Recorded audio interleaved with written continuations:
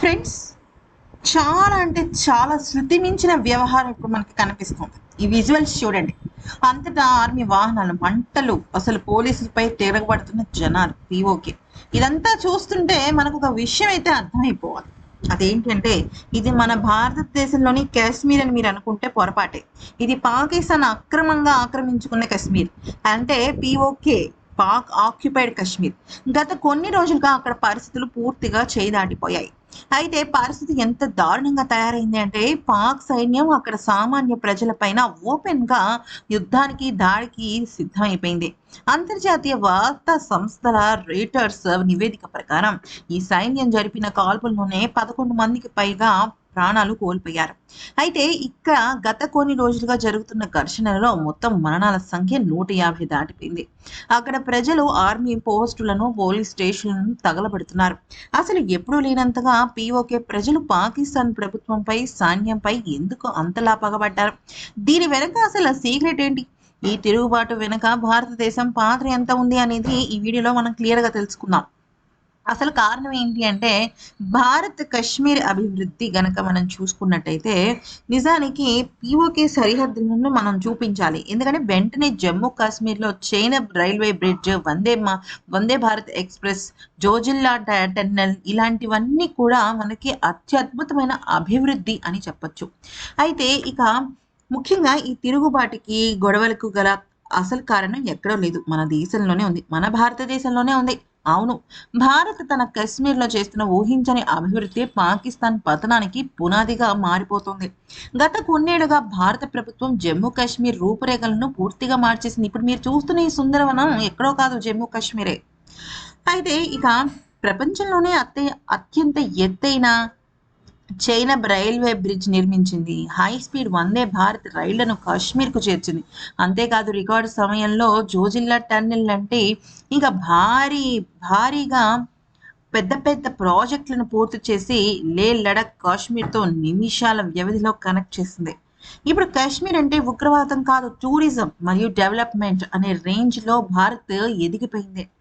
అయితే ఇక్కడే అసలైన ట్విస్ట్ ఉంది. ఈ అద్భుతమైన డెవలప్మెంట్ మనం గనక చూసినట్టయితే అసలు విపరీతంగా గ్లోబల్గా అంటే మొత్తం ప్రపంచవ్యాప్తంగా కూడా వావ్ వాట్ ఏ కాశ్మీర్ అన్నట్టుగా ఉంది. ఈ వీడియో చూస్తే కింద ఫోటో అనేది బిఫోర్ డెవలప్మెంట్, పైన వీడియో అనేది ఆఫ్టర్ డెవలప్మెంట్.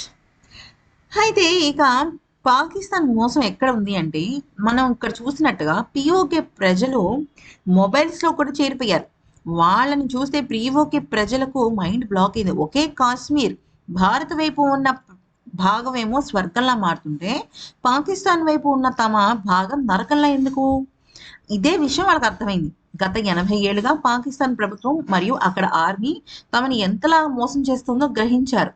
అయితే పాకిస్తాన్ ఈ పీఓకే ప్రాంతాన్ని కేవలం భారతదేశం పైకి ఉగ్రవాదుల్ని పంపే ఒక లాంచ్ ప్యాడ్ లాగా మాత్రమే వాడుకుంది.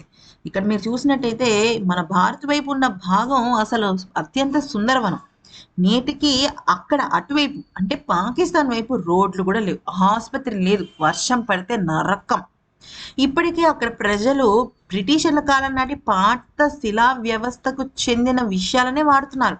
దీనికి తోడు పాకిస్తాన్లో ఉన్న ఆర్థిక సంక్షోభం వల్ల పీఓకేలో ఆకలి, నిరుద్యోగం, ద్రవ్యలోపణం, అసలు పరమ దరిద్రం అంతా అక్కడే ఉంది. అయితే ఈ ఈ దయనీయమైన స్థితిని భరించలేక ఇప్పుడు పీఓకే ప్రజలు పాక్ సైన్యానికి చేతి బొమ్మలుగా మారిన అక్కడ రాజకీయ నాయకులను దొరకబెట్టి కొడుతున్నారు. మాకు ఈ పాకిస్తాన్ నరకం వద్దు, మమ్మల్ని భారత్లో కలిపేసుకోండి అంటూ రోడ్లపైన నినాదాలు ఇస్తున్నారు. అయితే ఇక భారత్ డిజిటల్ సైన్యం కూడా స్టార్ట్ అయింది.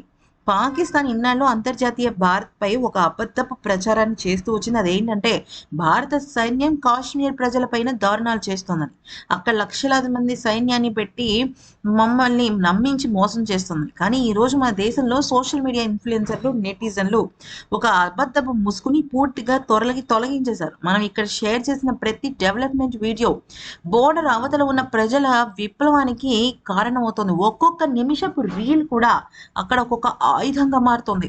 భారత్ ఒక నిజమైన ఇమేజ్ ఏంటో, పాకిస్తాన్ ఒక అసలు రంగు ఏంటో ప్రపంచానికి తెలిసేలాగా చేయటం ప్రతి ఒక్కరి పాత్ర దీనిలో చాలా అంటే చాలా ఉంది. పీఓకే ప్రజలు చేస్తున్న ఈ తిరుగుబాటు త్వరలోనే ఒక పెద్ద నిర్ణయానికి దారి తీసేలా కనిపిస్తుంది. మరి పీఓకే అధికారికంగా భారతదేశంలో కలిసిపోతుందా అని అనుకుంటున్నారా? ఖచ్చితంగా ఎస్ అని నేను చెప్తాను. ఎందుకనంటే ఇప్పుడు ప్రస్తుతం ఉన్న ఉద్రిక్తత అలాగే ఉంది.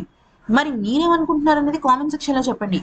మీకు కూడా పీఓకే మన భారత్లోకి కలిసిపోతుంది అంటే పీఓకే కాదు, మన భారత్కి వచ్చే పీఓకే కాదు అని చెప్పండి. కామెంట్ చేయండి పీఓకే అని.